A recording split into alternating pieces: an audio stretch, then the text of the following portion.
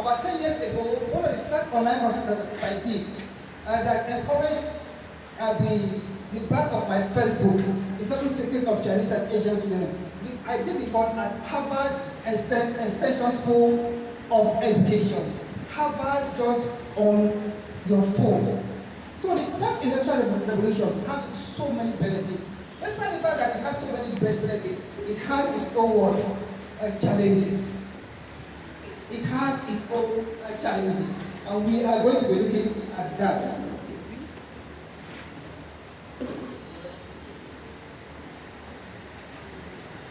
So, I've talked about that. Yes, if you look at everywhere you turn to, robots are taking over our jobs. The reason why MTN drove about 5,000 of us about 10 years ago, was because the job that we were doing then, as customer care representatives, just because I've read ahead, I saw these Lebanese, Asian, Indians and others. They will come to the customer care unit, they will be observing us. But just because I knew what was happening globally, I knew that our time was almost up. And that's why today, most customer care departments, they've shrunk. The reason is that robots are really taking over jobs. And then the next one is the Facebook, the WhatsApp, and others. Either we like it or not.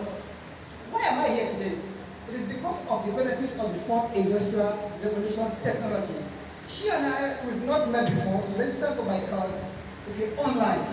And to cut the long story short, I am here today.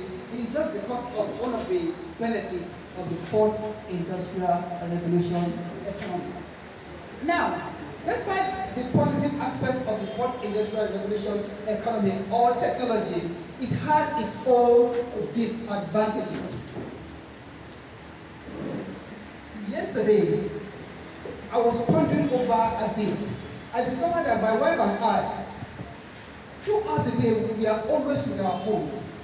And unfortunately, whenever we want to go to bed, my wife will be with our own phone. I too will be with my own phone. Instead of us to really be on bed and start reflecting on what actually transpired throughout the day, she will be pressing her phone, and I too will be pressing my own phone.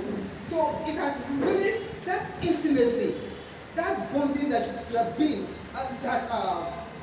the bonding that was spontaneous, in the days of our fathers and our mothers, that bonding is no longer there just because of the infiltration, of smart devices. Now there is a kind of a challenge, called device dependence. Most of our students, my daughter now she's now on my head saying that she's still in JS3 and she's pestering me that I need to get her a phone just because so many of our contemporaries have phones. So it is creating what is called device addiction, etc. So the next slide, please. Yes. Now, 21st century, widespread parenting phobia. The truth is this. Parenting is one of the most difficult things, or is one of those things that most families are finding difficult to really handle.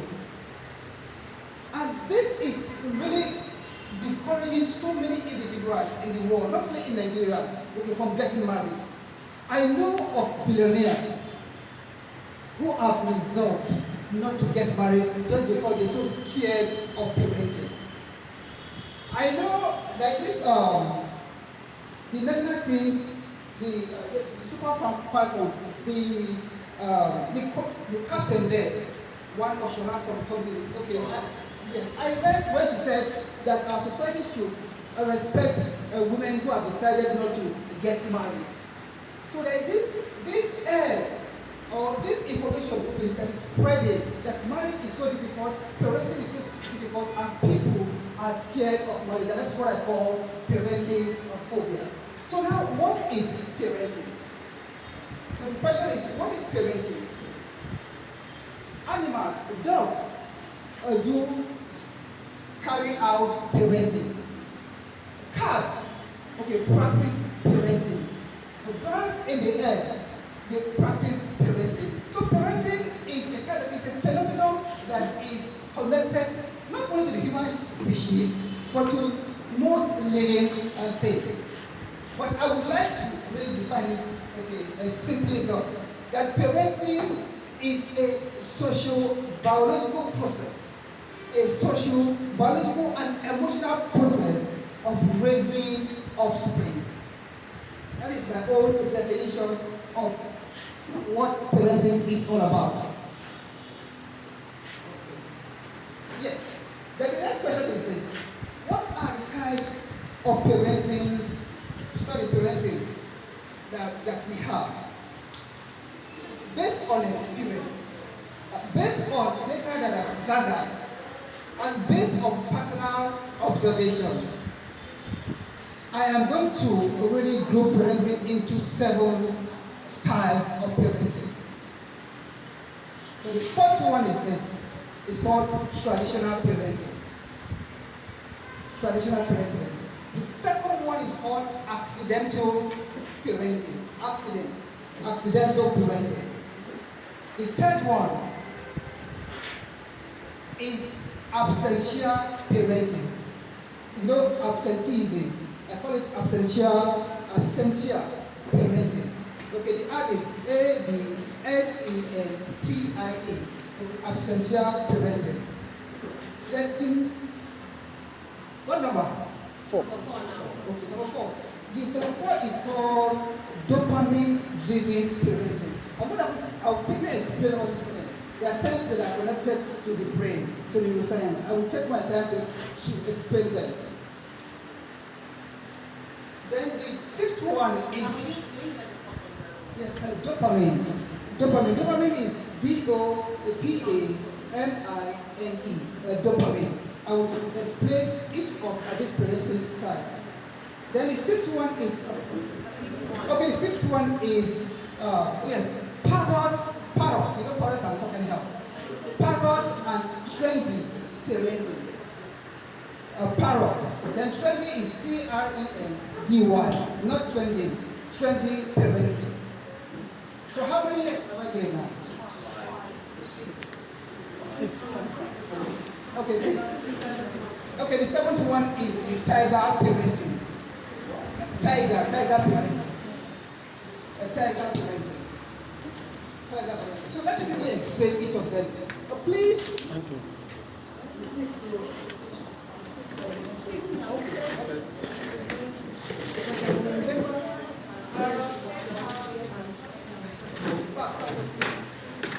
Thank God that I've mastered this.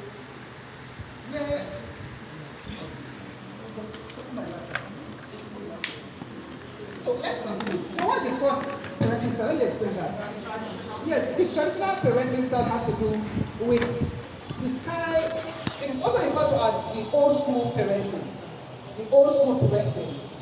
Those parenting styles or norms and values that our parents raised us up with. It's called traditional parenting. Our parents always want us to do what? To prostrate